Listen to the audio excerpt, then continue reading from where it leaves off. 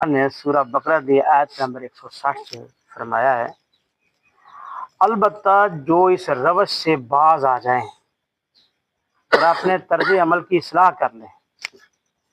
اور جو کچھ چھپاتے تھے اسے بیان کرنے لگے، ان کو میں معاف کر دوں گا اور میں بڑا درگزر کرنے والا اور رحم کرنے والا۔ سبحان اللہ، سبحان اللہ۔ تمام ساتھی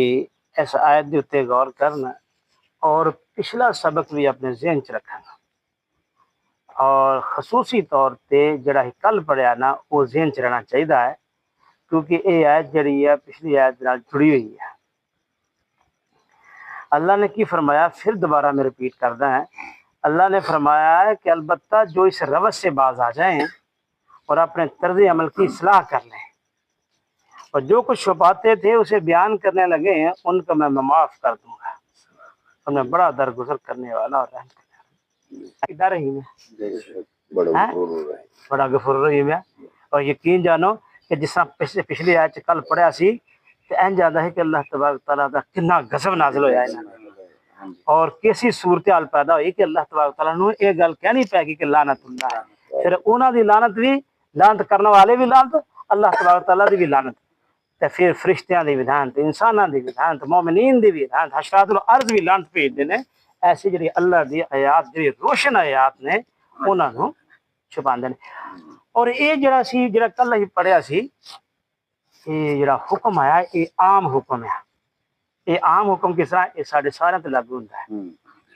اسی جان دیا بوجھتے ہاں کوئی گل نو چھپائیے، حق نو چھپائیے اور ظاہر نہ کریے، یہ کی مطلب ہے؟ اس وعید دی پکڑ چ بھی آواں گے، لعنت اللہ دی اور اس دی مخلوقات دی جڑی لعنت ہے اس دی پکڑ چ اسی بھی آواں گے، ساڈے مربی بھی آن گے، ساڈے علماء بھی آن گے جڑے جان دیا بوجھتے حق نو چھپاندے آ یا گمراہ کردے نے یا ایسی گل پیش کردے نے کہ وہ تحریف کر کے قرآن و سنت دے اندر وہ بیان کردے نے، انہوں نے پتہ ہوتا ہے کہ حق کی ہے، لیکن اس دے باوجود اگر وہ کردے نے، اور ایسا کرنے والے جڑے نے انہوں نے اس وعید چاہن گے، کیونکہ اس آیت دا حکم عام ہے، یہ خاص حکم نہیں، عام ہے، گویا کہ آئی خاص انداز ہے لیکن حکم دا عام ہے۔